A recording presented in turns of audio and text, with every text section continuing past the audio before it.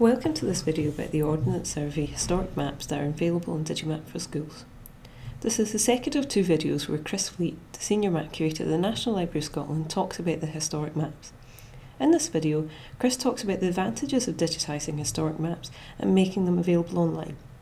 Chris also talks about the issues that affect the accuracy of historic maps online. The maps have been scanned and digitised by the National Library of Scotland as part of their extensive digitisation programme.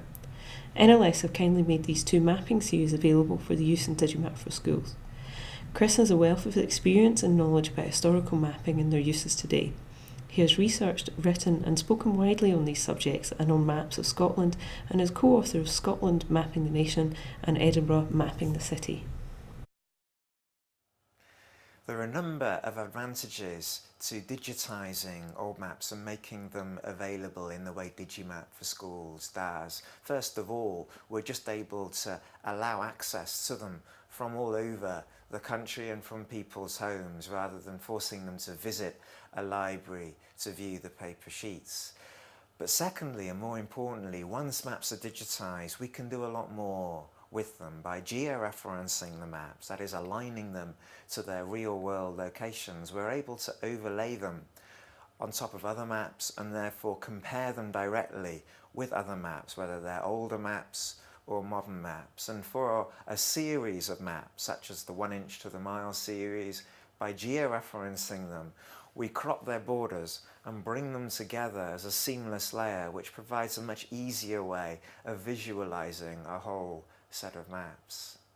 When we georeference old maps, we align them with the present day, but there are a number of important reasons why their accuracy is not exact. And first and foremost is the fact that old maps were not surveyed with the accuracy of present-day technologies. The 1890s map layer, for example, was all based on surveys on the ground without any aerial reconnaissance. A second reason is because paper warps over time with changes in humidity and temperature.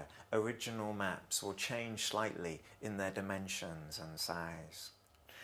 It's also important to consider map projection, and essentially a map projection is the way that the three-dimensional globe is represented on a two-dimensional surface, such as a paper map or the physical screen.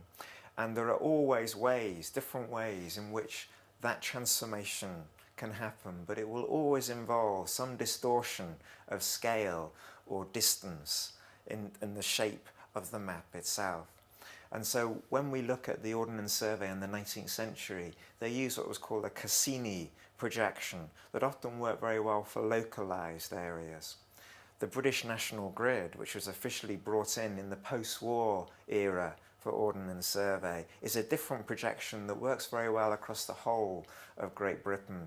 And so when we georeference old maps in one projection and transform them into a new projection, that also changes the shape and the distances on the map themselves and can lead to inaccuracies in the way that we view them now. A fourth reason is that our georeferencing process has been quite quick and simple, clicking the 4 corner coordinates of each sheet and aligning it with the known 4 corner coordinates. And if we clicked many features right across the map sheet, then we could align each of those particular features with greater precision. And if we bundle all of these things together, it can lead to the maps not quite aligning with present-day mapping. We also find on screen our tendency is to view these maps at much greater magnification than the original physical sheets.